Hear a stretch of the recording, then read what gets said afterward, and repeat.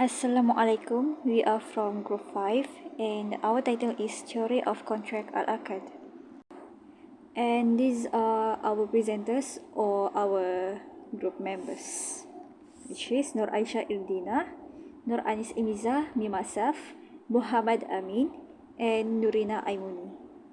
So these are contents that will be presented by us, which is definition of contract, types of contracts, and conclusion. The word akad or contract in Arabic language means tying tightly as in tying a rope.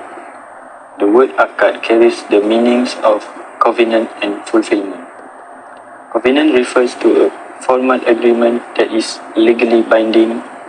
Fulfillment related to completion between both parties' satisfaction.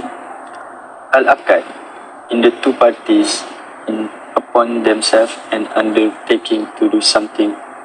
It is composed to the combination of offer, al-ijab, and acceptance, al-qabul. The making al-akkad is connecting in legally manner one's offer and acceptance with the other, in a way which will be clear evidence of being mutually connected. In Hadith, Abbas commenting on a Quran version, we read that akad means covenant, agreement, and faith. In Arabic usage, we read that a man cannot tie a rope to mean he is too poor and feeble to do anything. Contract also means an engagement and agreement between two persons in legally accepted, impactful, and binding manner, such a proposal made by one party and accepted by other parties in a way which has an impact on the subject matter as the contract. Of contracts in Sharia, which is unilateral contracts and bilateral contracts. A unilateral contract is executed by one person. It doesn't require the acceptance of another person.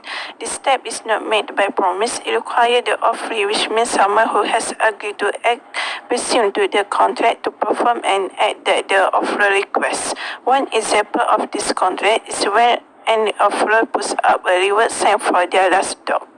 If someone sees the sign and wants the reward, they can only get the reward if they find the dog. It's not enough for the person to promise to find or locate.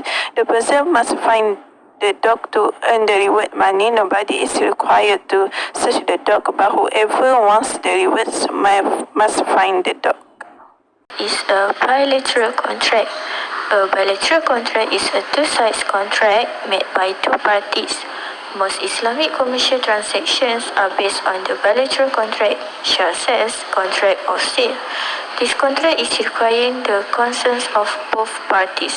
For other meanings, a bilateral contract is an agreement between two parties in which each side agrees to fulfill their sides of the bargain. Typically, bilateral contract involve an equal obligation or consideration from the offerer and the offeree, although this need not always be the case. The example of the bilateral contract is an employment contract. This is because the employer promised to pay an employee a certain amount of money for the completion of certain tasks. For conclusion, all muamalah actions must include al-akkad. It is crucial for all activities, including buying and selling, marriage, and other endeavors. It determines whether a muamalah is permitted by Sharia compliance. Al-Akkad, to be considered as legitimate contracts in Islam, they must meet the requirements. In Islam, there are several contract types that are categorized according to their permissibility, legality, object, methods of achieving their goals, and other factors. That's all from us. Thank you.